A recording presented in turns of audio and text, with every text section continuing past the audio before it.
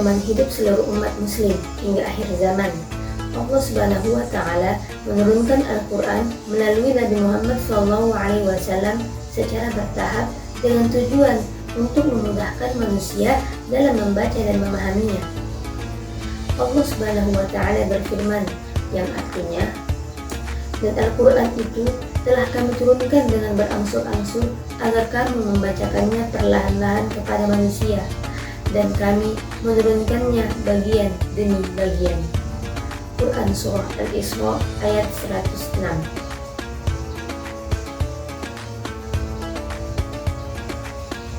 Karena hal inilah, para ulama membagi ayat Al-Quran menjadi dua macam, yaitu ayat-ayat Makkiyah dan ayat-ayat Madaniyah.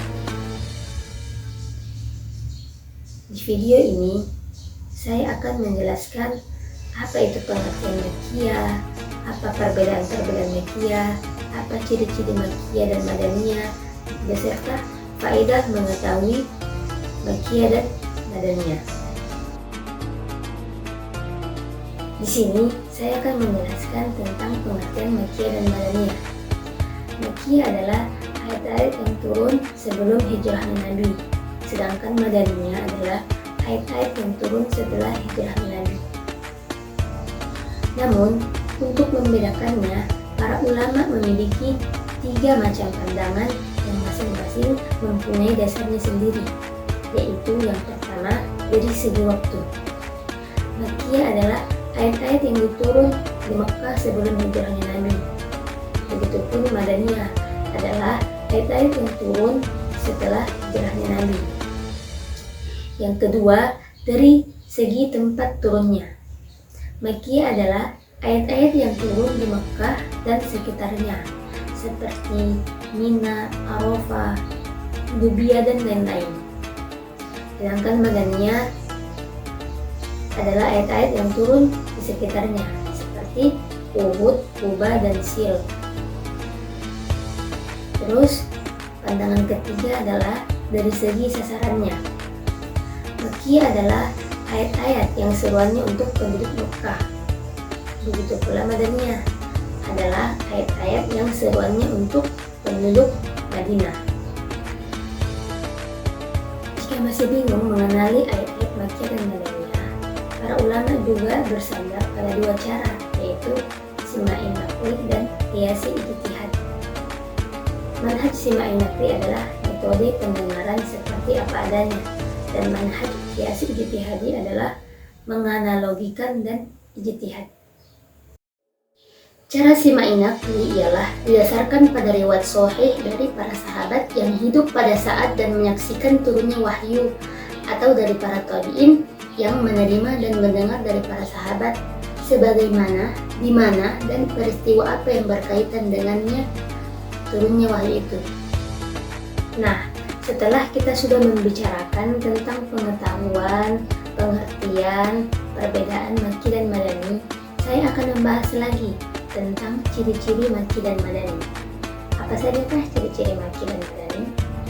Ya, yang pertama ciri-ciri Makki ialah setiap surah yang di dalamnya mengandung sajadah, maka itu surah Makkiyah. Dan selanjutnya, setiap surah yang mengandung lafal kalla berarti Makki. Namun lafal ini hanya terdapat dalam separuh terakhir dari Quran dan disebutkan sebanyak 33 kali dalam 15 surah. Yang selanjutnya, setiap surah yang mengandung ya ayyuhan nas dan tidak mengandung ya ayyuhalladzina amanu berarti itu Makkiyah, kecuali surah Al-Hajj yang pada akhir surah terdapat ya ayyuhalladzina amanu ruk'u wasjudu. Namun demikian, sebagian besar ulama berpendapat bahwa ayat tersebut adalah ayat Makkiyah. Selanjutnya adalah setiap surah yang mengandung kisah para nabi umat terdahulu adalah Makkiyah, kecuali surah Al-Baqarah. Selanjutnya, Setiap surah yang mengandung kisah Adam dan Iblis adalah Makki, kecuali Al-Baqarah. Dan yang terakhir, setiap surah yang dibuka dengan huruf-huruf singkatan seperti Alif Lam Mim, Alif Lam Ra, Ha Mim, dan lain-lain adalah Makki, kecuali surah Al-Baqarah dan Ali Imran. Sedangkan surah Ar-Ra'd masih diperselisihkan. Ciri-ciri Madani adalah terdapat kalimat orang-orang yang beriman atau ya ayyuhallazina amanu. Selanjutnya terdapat hukum-hukum faraid, hudud, qisas, dan jihad di dalamnya. Selanjutnya ayatnya banyak menyebut kalimat orang-orang munafik kecuali surah Al-Ankabut. Selanjutnya membuat bantahan terhadap ahli kitab Yahudi dan Nasrani. Selanjutnya membuat hukum syarah seperti ibadah, muamalah, ahwal, dan asyakhsiyah. Dan selanjutnya ayatnya panjang-panjang. Dan berbicara mengenai Madaniyah juga banyak berbicara tentang kedudukan dan ancaman bagi orang-orang munafik. Banyak menyebutkan tentang jihad serta pemberian izin berperang dan hukum-hukumnya. Nah, setelah kita membahas tentang ciri-ciri Makkiyah dan Madaniyah, saya akan membahas tentang faedah mengetahui Makkiyah dan Madaniyah. Pengetahuan tentang Makkiyah dan Madani banyak memiliki beberapa faedah. Di antaranya, yang pertama, untuk dijadikan alat bantu dalam menafsirkan Quran. Yang kedua, meresapi gaya bahasa Al-Quran dan memanfaatkannya dalam metode dakwah menuju jalan Allah.